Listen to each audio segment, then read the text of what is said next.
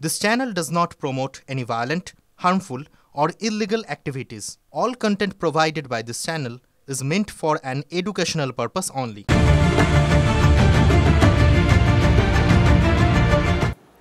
নমস্কার, আপনারা দেখছেন টিভি 9 বাংলা। আমি শুভজিৎ রয়েছে আপনাদের সঙ্গে। আড়িয়াদহের ক্লাবে জয়ন্ত গ্যাংয়ের নৃশংস অত্যাচার, এই ছবি দেখতে পাওয়া যাচ্ছে।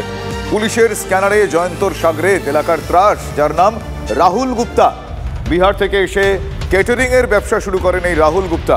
জয়ন্তর হাত ধরেই এলাকায় দাদাগিরি শুরু রাহুলের। প্রমোটারদের চমকানো থেকে এলাকায় তোলাবাজি, জয়ন্ত নির্দেশেই কাজ করতেন রাহুল গুপ্তা।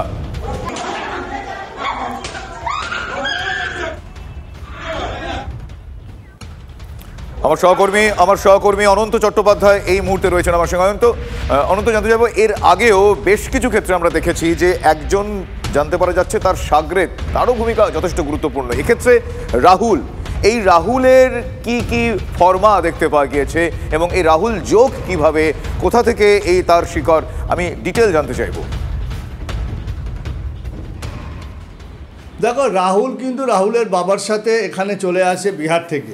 তারপর রাহুল এখানে বড় হয়ে ওঠে, ক্যাটারিংয়ের ব্যবসা শুরু করে এবং যে ছেলেপেলেগুলোকে নিয়ে ক্যাটারিং ব্যবসা শুরু করে সেই ছেলেপেলেকে নিয়ে 16 সাল নাগাদ সে ক্যাটারিং ব্যবসা ছেড়ে দেয়। 16 সাল নাগাদ যখন ক্যাটারিংয়ের ব্যবসা ছেড়ে দেয়, ক্যাটারিংয়ের ব্যবসার যারা ছেলে ছিল তাদেরকে নিয়ে জয়ন্ত সিংয়ের দল বলে যোগ দেয়। শুরু হলো জয়ন্তের হয়ে এলাকায় দাদাগিরি, প্রমোটারদের চমকানো, তোলাবাজি, মারধর করা, ছোট থেকে বড় বিশেষ করে বাচ্চাদেরও ও মারধর করতো এবং নৃশংসভাবে মারধরের অনেক অভিযোগ আমাদের কাছে আসছে। তবে এই রাহুলের যেই দাদাগিরি, অর্থাৎ এই যে মারধর করে এলাকায় মানুষ যাতে তটস্থ থাকে, তাদের ভয় পায়, এটা ছিল রাহুলের মেইন কাজ। রাহুল গুপ্তা কিন্তু সব কাজই করত জয়ন্ত সিংয়ের নির্দেশে। জয়ন্ত সিং ছিল তার মাথা, সেই মাথার নির্দেশেই পুরো টল্লাটটা, অর্থাৎ আড়িয়াদহ বাজার, দুর্গা মণ্ডপ, বিভিন্ন জায়গা, মৌসুমি মোড়, তারপরে এইসব জায়গায় যেখানে প্রমোটাররা আছে, প্রমোটাররা কোথাও বালি ফেললে, কোনো জায়গায় স্টোন চিপ ফেললে, সেখানে হাজির রাহুলের দলবল হাজির। জয়ন্তকে ফোন, যেখানে ফেলেছে এই প্রমোটার, তুমি ফোন করো। যেই এই সমস্ত হয়ে গেল, প্রমোটারকে ফোন করলো জয়ন্ত, রাহুল পুরো তাকে ডাটা দিয়ে দিল, অর্থাৎ তার ইনফরমেশান দিয়ে দিল, চমকানি, প্রমোটারদের থেকে টাকা নেওয়া শুধু এই কাজ তারা বছরের পর বছর করে যাচ্ছে। আচ্ছা, একটা প্রশ্ন, এই যে প্রমোটারদের চমকাচ্ছে, প্রমোটারদের থেকে টাকা নিচ্ছে, তোলাবাজি নিচ্ছে, এটা কি শুধু তাদের গায়ের জোরে? আচ্ছা, প্রশাসন তো আছে, পুলিশ আছে, নেতারা আছে। সেই প্রশ্নে অনন্ত এই ক্ষেত্রে উঠছে যে পুলিশ প্রশাসন রয়েছে, যাদের থেকে ভয় পাবেন এরা, কিন্তু কোনো রকম ভয় ডরহীন ভাবেই তারা এই অপারেশন, আমি কোট আনকোট কনসিয়াসলি অপারেশন শব্দটা বললাম, তারা অপারেশন চালিয়েছে। এলাকার মানুষের ত্রাস হয়ে গিয়েছে দিনের পর দিন, তারা সবাই জানতে পেরেছেন এলাকায়, তারা এইভাবে তাদের ফর্মা চালিয়ে গিয়েছে, কিন্তু পুলিশ প্রশাসন কিচ্ছুটি জানতে পারেনি। এ কি হতে পারে? সাধারণ মানুষজন কি বলছেন আমি দর্শকদের শোনাবো। নওদাপাড়া তালতলা ক্লাব আছে, জ্যান সিংয়ের ক্লাব, ওই ক্লাবের মধ্যে এখানে এরা ওই বাইক চোর এসব অজুহাতেগুলো, অন্য কিছু না, ওদের দিকে চোখ তুলে যে তাকায় তাদেরকেই এরকমভাবে মারধর করে এরা। কি ওখানে যারা উপস্থিত আছে তাদের মধ্যে আছেন শিবম গুপ্তা আছে, রাজদীপ বর্মন আছে, ছোটু মাঝবুড়ো আছে, রাহুল গুপ্তা আছে, জঙ্গা আছে, লাল আছে, লালু আছে, দীপু আছে, সুমন আছে। এরা সব জ্যান সিংয়ের ছত্রছায়ায় থাকে। এরা জ্যান কৃতির সব দুষ্কৃতী ছেলে, সব গুন্ডা, ঠিক আছে। জ্যান সিং যা বলে এরা তাই করে। আদৌ কি ওটা বাইক চুরি করেছে কি, বা ওর থেকে টাকা পয়সা চেয়েছে, টাকা পয়সা দেয়নি হয়তো, তার জন্য মারধর করেছে। ছিল শিবম গুপ্তা, রাজদীপ বর্মন, ছোটু মাঝবুড়ো, রাহুল গুপ্তা, জঙ্গা, লাল, লালু, দীপু, সুমন। এরা হচ্ছে পুরো সব কটাই জ্যানের দুষ্কৃতী গুন্ডা, পুঁথা গুন্ডা। ওরা জ্যান সিং যা বলবে এরা তাই করবে। বুঝতে পারছেন কিরকম জয়ন্ত রাজ সেখানে চলতো। আড়িয়াদহের ত্রাস, এই জয়ন্তর নানা কীর্তি প্রকাশ্যে আসে। জয়ন্তর কীর্তিতে এখনো আতঙ্কে রয়েছেন প্রমোটার অরিত্র ঘোষ। দিনের পর দিন তাদের ভয় দেখানো হতো, তোলা না দেওয়ায় প্রমোটারকে গুলি করার অভিযোগও জয়ন্তর বিরুদ্ধে উঠেছে। আমার সহকর্মী অনন্ত এই মুহূর্তে রয়েছেন আমার সঙ্গে, সরাসরি যাব। অনন্ত, এই যে এলাকার মানুষজন তাদেরকে ভয় দেখানো, প্রমোটারদেরকে ভয় দেখিয়ে কখনো কখনো মৃত্যু ভয়ও নাকি দেখানো হতো, এরকম কি কি খবর পাওয়া যাচ্ছে? একদম মৃত্যু ভয় না, আবার এরকম গুলিও চালিয়ে দিত। একদম সদ্য জলজ্যান্ত প্রমোটার আমার পাশে আছে, অরিত্র ঘোষ। আমি অরিত্র থেকে জেনে নিই কি বারবারন্ত, কি দাপট, কি দৌরাত্ম এদের সহ্য করতে হয় ব্যবসা করতে গিয়ে।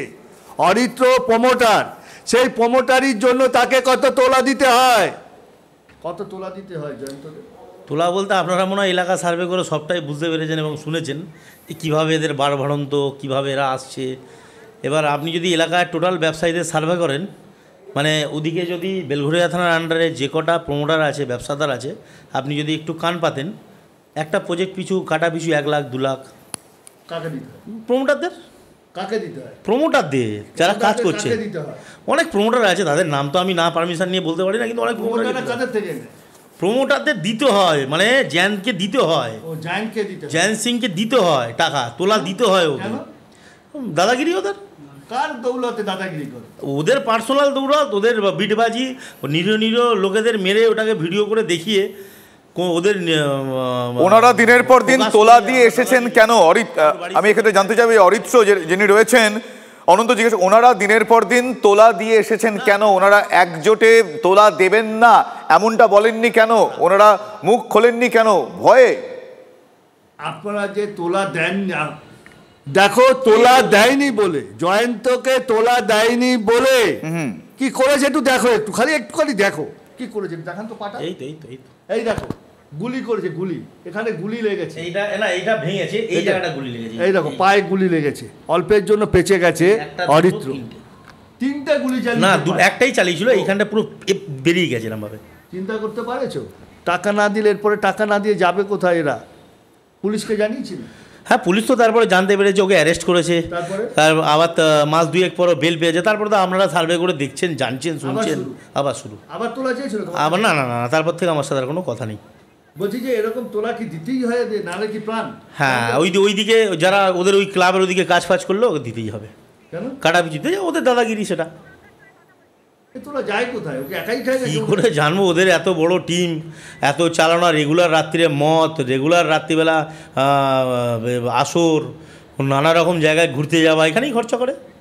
বলছি এই যে দেখা যাচ্ছে গুলি শেখাচ্ছে, কেন গুলি শিখে আপনাদের? প্রশিক্ষণ, হ্যাঁ প্রশিক্ষণ দিচ্ছে, কাকে কীভাবে গুলি করতে হবে। ফার্স্টে দেয়ালে মেরে দেখে নিচ্ছে, তারপর ওটা মানুষের গায়ে মারবে। এটা কি দেয়ালেই মারে ওরা ঘরে? না, দেয়ালে মেরে শিখছে, তারপরে মানুষের গায়ে ব্যবহার পড়বে ওই ক্লাবের ভেতর। মানে দিনের পর দিন তাদের যে অ্যাক্টিভিটি এলাকায়, দিনের পর দিন তাদের যে অ্যাক্টিভিটি এলাকায়, সেইটা জানতে পারা যাচ্ছে, তাদের যে দাপট জানতে পারা যাচ্ছে।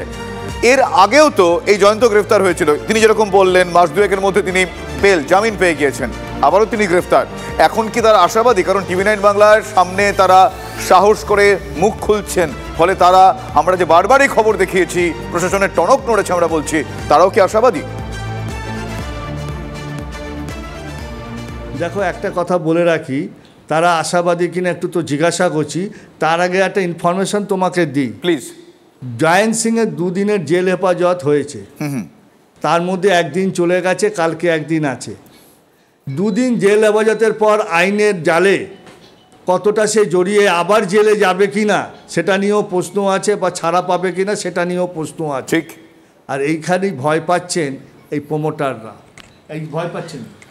ভয় বলতে দেখুন, আমাদের এখানে ওর সাথে আমার একটা কেস চলছে। আমি বেলঘড়িয়া থানার প্রশাসনকে একটাই কথা বলবো, যেন দৃষ্টান্তমূলক শাস্তি দেওয়া হয় ওকে, একজন যেন কঠোরতম, তবে ও শুধরাবে। যাতে কাস্টাডি ট্রায়াল হবে, কাস্টাডি হোক ওর, যাতে ও থেকে বুঝতে পারুক যে মানুষের উপর অত্যাচার করলে প্রশাসন কী জায়গায় আমাকে ফেলতে পারে। এটা আমি প্রশাসনের কাছে করজোরে আমি রিকোয়েস্ট করব।